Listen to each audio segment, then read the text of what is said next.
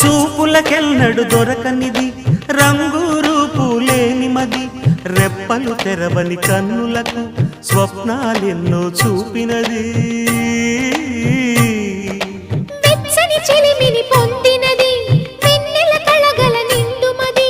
కాటుక చీకటి రాత్రికి బాటను చూపే నేస్తమది చేతికి ఆదని జాబిలిలా కాంతులు పంచే మణిదీపం కొమ్మల చాటున కోయిలలా కాలం నిలిపే అనురాగం అడగని వరములు కురిపించి అమృత వర్షిణి